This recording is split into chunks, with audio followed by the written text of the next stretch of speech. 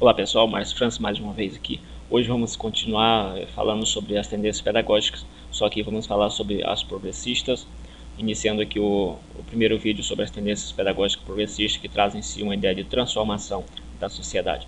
Já falamos em vídeos anteriores sobre as tendências chamadas liberais, que trazem em si uma ideia de manutenção da sociedade. Para início de conversa, o objetivo do vídeo não é, com certeza, esgotar o assunto, mas apenas passar uma introdução, alguns pontos que terminam caindo em concurso, né? Alguns pontos, e depois você pode estar aprofundando mais a pesquisa sobre isso, apenas para ter uma visão geral sobre a tendência pedagógica. E dando continuidade aqui, a gente pode observar que essa ideia libertadora ela traz em si várias ideias, né? Mas a gente vai estar comentando aqui. Em relação ao analfabetismo, a gente pode observar, por exemplo, que a maioria dos países aqui do Ocidente conseguiu resolver um problema que talvez é um problema crônico, que seria a universalização da educação básica, isso na passagem do século XIX para o século XX. Isso aí, autores fundamentam isso aí, como no caso Lucchesi. Bom, então esse processo aí de passagem do século XIX para o século XX, muitos países conseguiram fazer isso, repito, mas o Brasil não conseguiu fazer. E até o século XXI também ele entrou com esse problema. Bom, diante do contexto de universalização da educação básica, dessa ideia aí, que no século XIX, século XX, começa-se uma discussão muito mais ampla sobre essa questão da universalização do ensino, devido a N fatores, N estudos e teóricos que não daria para colocar aqui, não seria o contexto. Mas basicamente a gente observa ainda no século XVII que Comênios começa a falar na sua didática ali nos seus escritos sobre que era necessário ensinar tudo a todos e propunham também com isso uma universalização do ensino.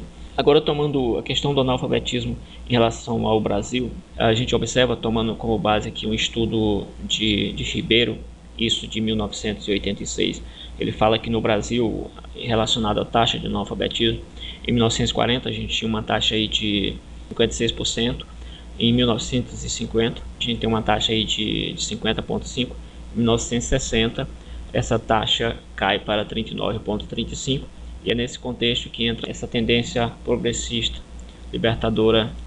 Bom, então o método entra baseado nisso aí. Existe também uma ideia de libertação relacionada à questão do Brasil se libertar até pedagogicamente de outras pedagogias estrangeiras, de métodos pedagógicos e de políticos e outras áreas também estrangeiras.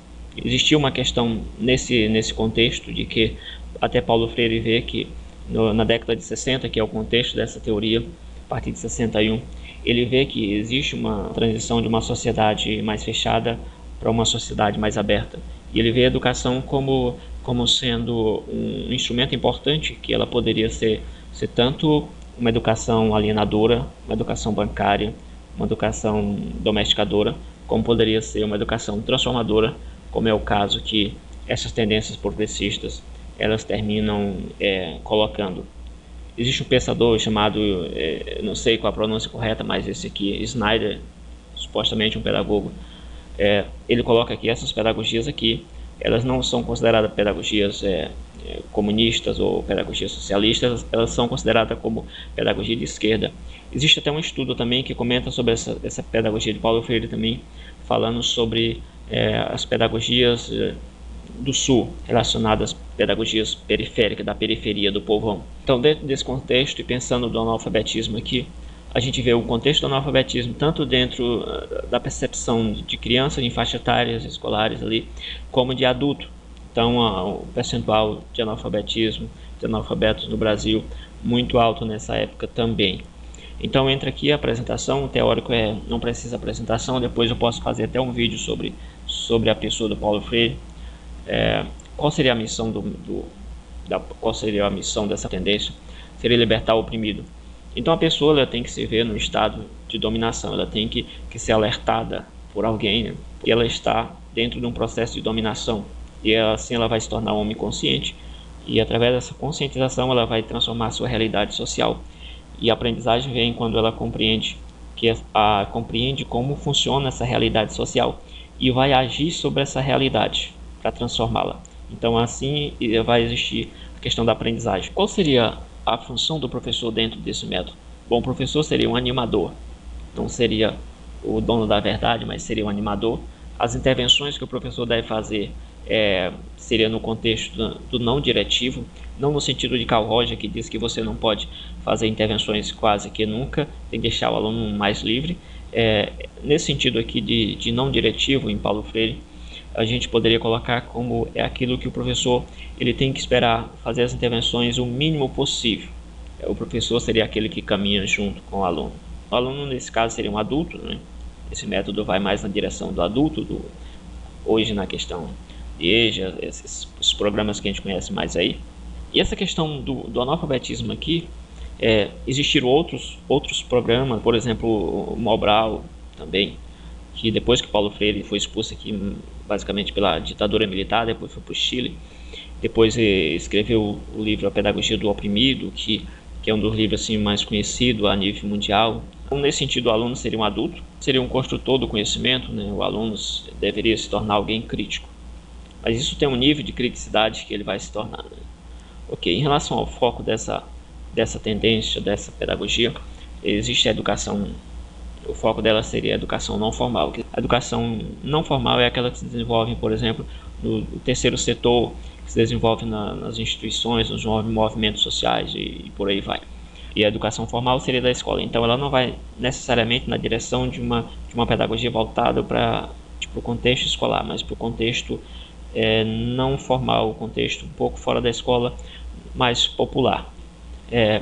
Nessa ideia de libertadora também incorpora a ideia do analfabetismo também, a ideia de que muitos políticos queriam que a população também participasse da política, votando, e seria a alfabetização, seria um método, uma forma de fazer com que eles também pudessem votar. Entre uma questão política aí nesse contexto. Existiram outros métodos de alfabetização, alguns até que sobreviveram a todo o processo da ditadura militar. Então aqui seria esse o foco: educação não formal, educação popular. Um foco também nas experiências vividas, é importante mencionar isso aqui. E o método de aula seria aula dialogada. Grupo de discussões, onde você tem uma aula, quando você entra no diálogo com alguém, você se coloca basicamente em níveis iguais aí àquela pessoa. Qual seria o papel do livro didático? O livro didático ele fica em segundo plano. Ele não quer dizer que ele seja lançado fora totalmente, mas ele fica em segundo plano, porque todo esse tipo de conteúdo que vem de fora ele é considerado educação bancária.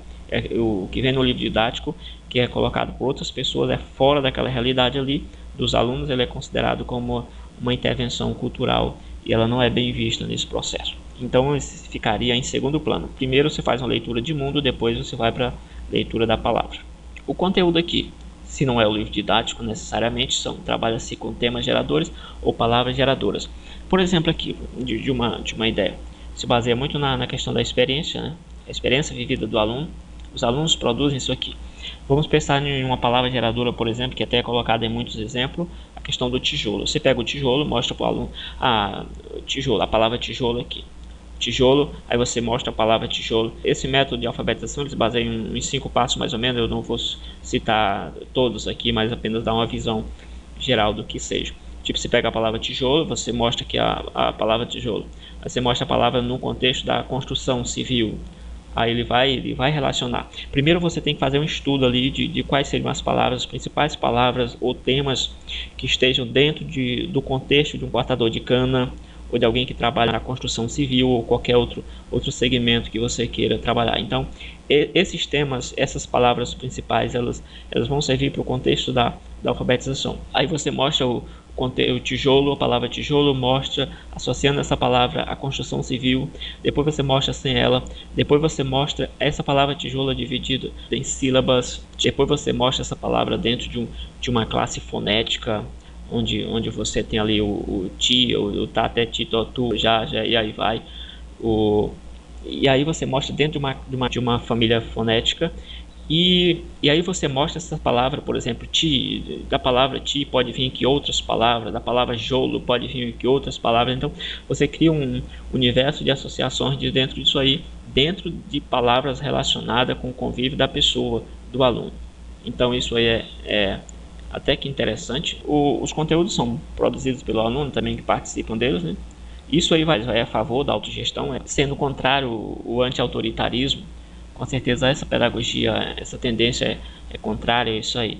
Bom, então Paulo Freire, resumindo, ele se considera não um comunista, mas se considera mais alguém alinhado ao socialismo, segundo o que ele coloca numa entrevista no programa do Serginho Groisman, né?